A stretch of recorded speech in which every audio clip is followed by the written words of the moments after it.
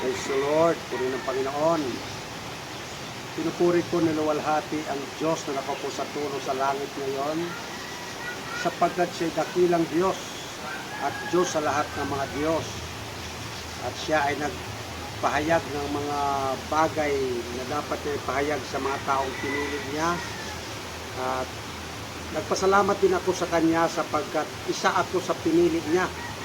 Sa dinami-dami ng mga tao sa mundong ito, marami mga tao na nasa mataas na kalagayan, ngunit hindi sila ang pinili ng Diyos na pahayagan, sapagkat ang kanyang pahayagan ay hindi niya sinusukat, kundi ito ay sinusugo niya kahit nasa abang kalagayan.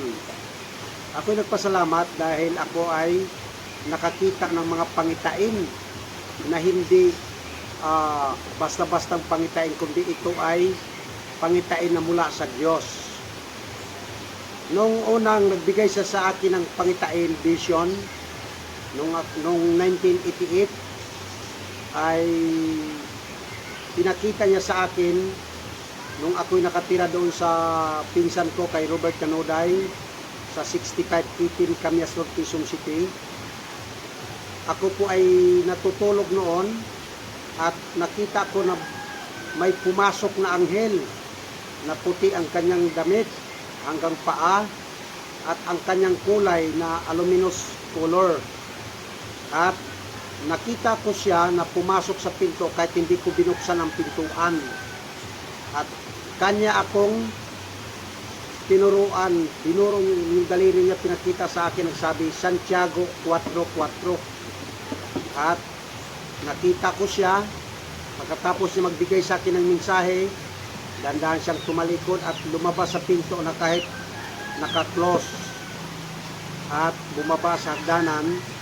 Gusto ko siyang sundan, kaso baka ako'y mahulog sa hagdanan. Tinititigan ko lang siya hanggang palayo.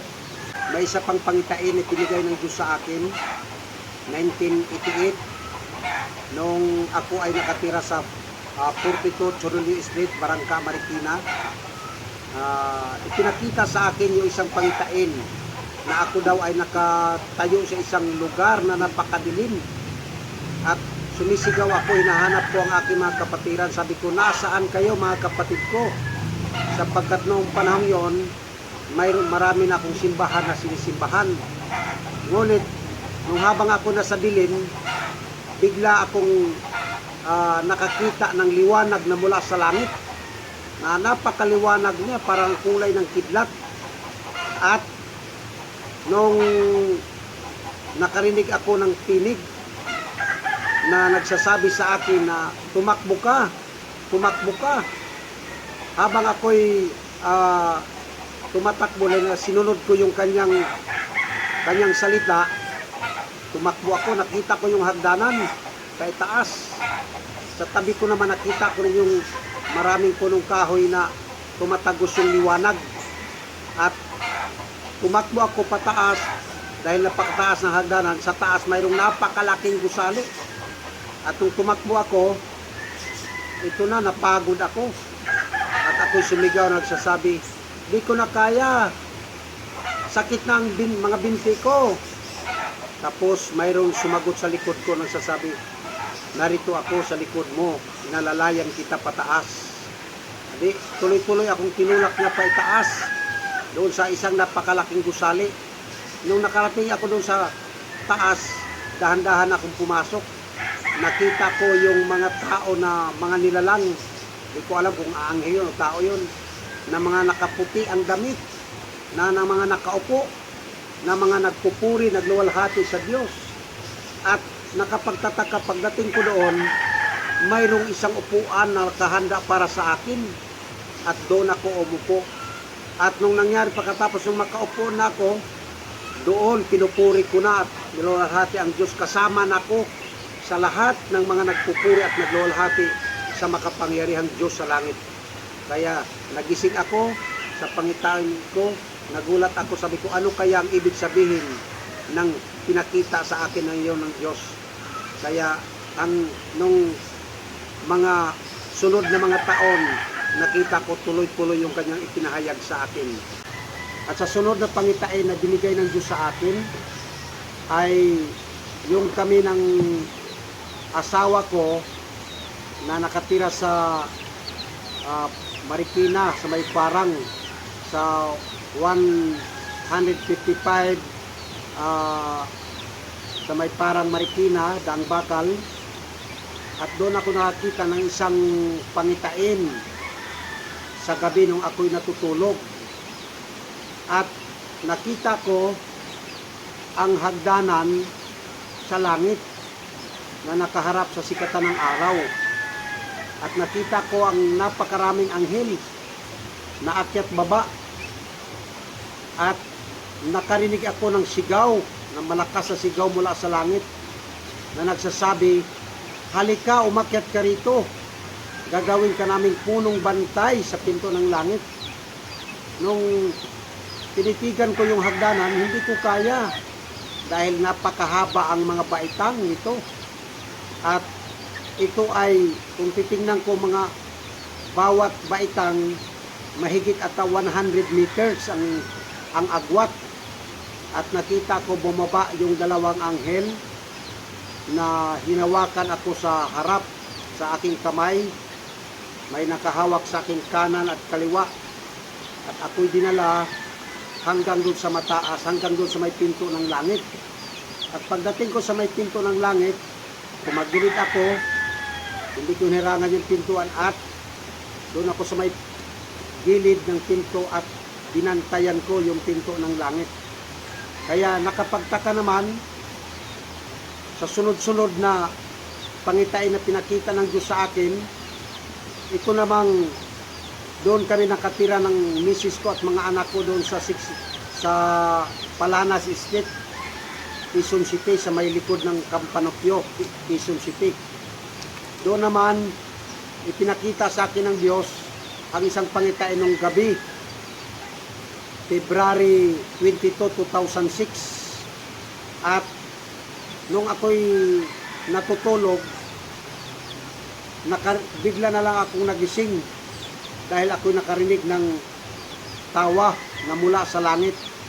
Mula mahina hanggang palakas ng palakas na ang tawa ay dumadagungdong. Nung ako'y bumangon, nakita ko ang langit ay bukas. Nakita ko ang kalangitan na punong-puno ang buong mundo, punong-puno ng usok, na usok na maputi. At nung ako'y tumingala, nakita ko ang langit na hati mula sa may west hanggang sa east. Pagkatapos, nung tumingala ako uli, nakita ko may nakalutang na buronsi na nagbabaga, malaki. Pagkatapos noon, tumingin ako uli, hinatak ako pataas, parang rapture. Hinigop ako at naramdaman ko napakalakas ng hangin tumatama sa aking buhok at tainga. Nung pagdating ko sa itaas, ako ay natakot. Sinalubong ako ng napakalakas na mga putok, kulog at kidlat. Mga thunder na napakarami. At nasa harapan ako at ako'y nakakita ng isang nakatakot na bagay. Dahil mayroon ako nakita na kawangis ng tao na maputi ang buhok, na nagbabaga siya ang kanyang mukha, parang ginto na nagbabaga. At kanyang dibdib, pinakita sa akin na parang ginto na nagbabaga. At kanyang balikat, na mayroong tumatamang kidlat sa kanyang balikat. Yung isang balikat galing dito sa may west, yung isa naman galing sa east, tumatama sa kanyang kaliwat kanang balikat. Yung isang kidlat sa kanan, yung isang kidlat naman sa kaliwa. At dumidistansya sa kanya ng mga 10 meters bago doon pumuputok. At paulit-ulit yun. Tuloy pa rin yung pagkulog at kidlat at pumuputok. At nagulat ako, natakot ako sa aking nakita. Kaya iniisip ko na yun ang Diyos sa langit. Ang iniisip ko, baka ako mamatay. Kaya sabi ko, bigla akong tumalikod sa kanya. Sabi ko, ayaw kong mamatay. Tapos sumagot sa akin napakalakas ng busis na dumadagungdong na nagsabi na ang walang pakinabang kukunin ko yung boses niya. Ibarang boses niya na nagpupuno ng buong mundo. Hindi basta-basta. At bumalik ako, hinarap ko ulit siya, wala na siya. Kahit gusto ko makipagkatuwiranan. At doon sa lugar na nandoon siya, nakapwisto, iba nang pumalit. Isang napakalaking kahon na nagbabaga, na may tali sa 4 na sulok. At pagdating sa unhan, na isa ang tali. At bumaba ito, unti-unti, at ako naman ay bumababa din unti-unti. At sa pagbaba ko, unti-unti, dandahan kaming bumababa. Una ako bumagsak sa lupa, kasunod siya. Nung bumagsak siya sa lupa, dahan-dahan sa harapan ko, nabago ang kanyang forma. Nagaya siya ng napakalaking bulang bakal. At mayroon siyang talian sa taas. Oo, pagkatapos noon, tinititigan ko. Sabi ko sa kanya, "Oh, Panginoong Diyos, yung pinakita mo sa akin ay walang kwintang bagay sa lupa." At habang tinititigan ko siya, bumalik siya sa dating forma niya, nakahon na kwadrado. At nagbabaga siya uli. At may tali siya uli na sa 4 na sulok. At tinatak uli siya sa taas na may laman ng tao. Oo. Pagkatapos noon, yung pangitain na yon ay nagising ako. At sa sunod na pangitain na pinakita niya sa akin, ipinakita niya sa akin yung napakaraming anghel na parang nag-flag ceremony, na unang titig ko sa kanila, sila ay kulay sky blue, na silang lahat ay nakatingin sa akin. Kung saan ako paroon, doon din titingin ang kanilang mga mukha sa akin at kanilang mga mata. At mayroong tunog na parang swing, parang gumaganon. Pagkatapos nung tinitigan ko ng maigi sila, na parang tinititig ko ng maigi yung mukha ko, mata ko, bigla na sila naging parang apoy, na kulay ng apoy, ng ilawan, ng lampara na malaki. Parang gano'n na bigla silang naging baga, na nagliliyab at nawala sa aking paningin. At sa sunod na pangitain na pinakita ng Diyos sa akin, ako ay dinala niya doon sa isang lugar na mayroong butas, na bilog na butas. Pinapababa niya ako na malalim na butas, na tinitigan ko yung paligid ng butas, puro sunog, na malalim na butas, na kung tutuusin parang ang lalim ata, parang halos 11,000 meters ang lalim. Pagdating ko sa ilalim, yung tansa ko kasi yun lang, mayroong nag-guide sa akin na isang tao, isang nilalang na hindi ko kilala. Pagdating ko sa ibaba, nakita ako ng marami akong nakita. Mayroon akong nakitang kulungan, na may kulungan na building. Tapos may rihas-rihas na mga bakal.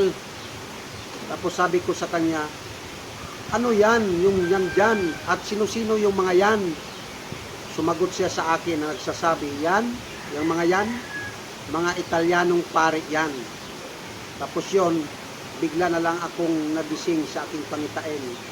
At pinupuri ko at nilawalhati ang Diyos sa langit na nagbigay sa akin ng pangitain. Na hanggang ngayon, pinaglilingkuran ko siya kahit sa aking napakahirap na kalagayan sa buhay. Pinaglilingkuran ko siya ang kinikilala kong Diyos, na makapangyarihang Diyos na nakaupo sa trono sa langit. At hanggang ngayon, kasama ko ang aking asawa at mga anak, ako ay naglilingkod sa aming binubuong munting iglesia. At ito ngayon yung aking pinaabalahan. Pinupuri ko, pinasalamatan ang dakilang Diyos na makapangyarihan sa lahat, na nagbigay ng pangitain sa akin.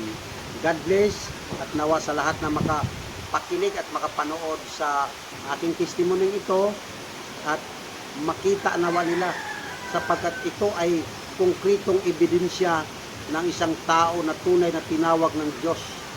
Purihin ang Panginoon. Hindi ito basta-basta, sapagkat hindi ito pag-aangkin, sapagkat ako po ay ginawa niyang punong bantay sa pintuan ng langit. Ito po ang aking pagpapasalamat at nawa at hindi niyo tanggihan ang inyong makita ang bidyong ito, sapagkat ang lahat ng tumatanggi nito ay walang pakinabang sa Diyos at kinukuha niya. Purihin ang Panginoon. God bless sa lahat ng mga nanonood nito. Pagpalainawa kayo ng aking Diyos sa langit. Suportahan niyo ang gawain ito at ang gawain namin. At nawa, ang inyong pagsuporta, lingapin kayo ng aking Diyos na tumawag sa atin at nagbigay ng pangkain. Amen and amen. Praise the Lord.